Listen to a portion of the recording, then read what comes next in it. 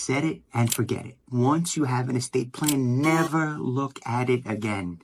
No, not at all. Once you set up your estate plan for the facts and circumstances of your life at the time you set it up, perfect. But then when your circumstances change, please take a look at your estate plan. So if you're single when you make a plan and then you get married, change it. If you're married and you make a plan and you have a child, change it.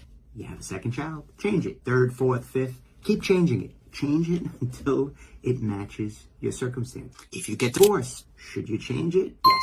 Yes, you should change it. If unfortunately someone passes away, a child or your spouse, change it. If you buy a different property, change it. If you have, right, you get it. You get where I'm going with this. So set up an estate plan. Should be an all-encompassing plan for your life's circumstances.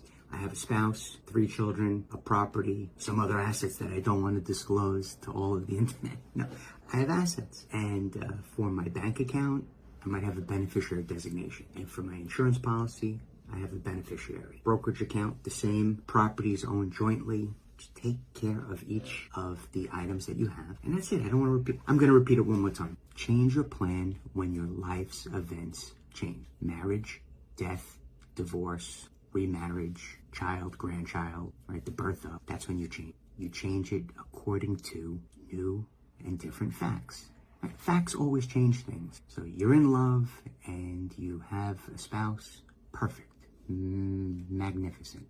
You get divorced and you don't want that spouse to inherit. And there's, some language inside of a divorce judgment that it's as if the person predeceased you, but why rely on that? Why rely on another court document to intervene into your estate plan? Change it while you can. That's it. And if you need assistance in changing it, we can change it.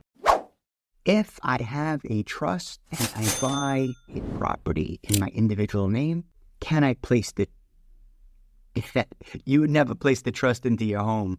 Can I place the home, this property, into the trust? Why, yes, you can. If you have a trust in existence, say I made the trust yesterday, or I made the trust 20 years ago, or even today, if the trust is in existence, and this can be either a revocable living trust or an irrevocable trust. Terms, they're fluid. Different people may call, you would never call an irrevocable trust a revocable trust, or the reverse. But what I do see is people like to call things a Medicaid asset protection trust, and that's an irrevocable trust. Or people like to say a living trust, and that could be either flavor of trust, revocable or irrevocable. But I take myself to the side. If a trust is in existence and it's your trust, it's yours, and then you buy a property in your individual name, you can retitle that. Or another term is you can fund that into the trust. Why would you do that? Well, you'd want to do that for the very same reason as why you originally created a trust. So whatever your own original reason was, that reason probably still exists. I'll give you a few of them. I'm going to coach you. A person might want a trust to avoid probate. A person might want a trust to streamline the process of how to transfer property in their individual name to their next of kin, to the people that they love after their death. You might want a trust for asset protection. You might want a trust to give property to a loved one over time. So it could be money. You'd like the sum of $100,000 to go to a certain person. Maybe you want them to get it in small little amount, $10,000 a year for 10 years in my $100,000 example. Or perhaps you want that $100,000 to go to them in 4 years, $25,000 a year for 4 years. Whatever reason you created your trust for in the beginning, it's good for that reason, plus for several other reasons. Asset protection, ease of transition for a property after your passing, to avoid probate, to keep the document private, to keep the ownership private, not public, to avoid court, variety of reasons. So if you have any question about whether or not a newly purchased property can go into your already existing trust, have no fear. It can go in there. And if you have questions, reach out. On the human side, the person in me and in you, a committed, unmarried couple, it's the same as a married couple. Male, male, female, female, or boy and girl. Just when you thought it was all said, there is more to say. Today, I am speaking about unmarried couples. How do you plan for them?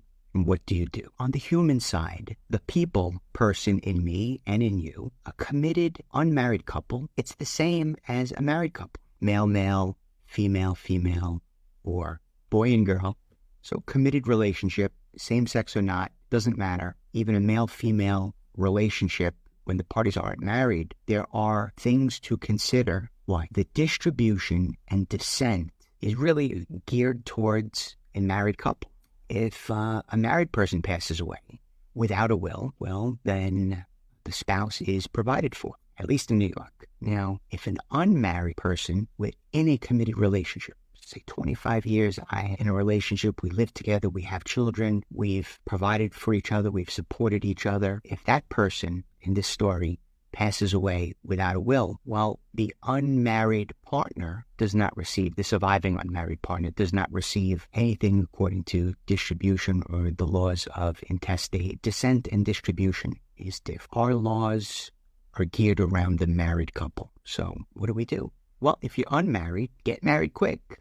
Or plan, last will and testament, trust, some document that makes sense to memorialize not just the relationship, because these documents I'm mentioning wouldn't memorialize the relationship mostly, but what they would do is provide comfort and a plan for when one person passes away. So it would say, upon my passing, I leave to Jane Doe, John Smith, the house, the bank account, whatever may exist in your world. You need that. Without a plan, the existing laws do not assist you. So that's just one more reason why you need a plan if you're an unmarried couple. The unmarried really needs a plan because, well, for all the reasons I always mention, and I'm going to mention them again, if you have no will and you're unmarried, either your children will inherit or your alive parents will inherit. Have a deceased parent, no good. But either children or parent. And if you don't have either one, then your siblings. And if you don't have siblings, then your cousins. And we keep going further out until no one gets anything, maybe, but it could be, right? This is an exercise in what you should do. And what you should do is have a plan. That's what I'd like to tell you. FrankBrunoLaw.com.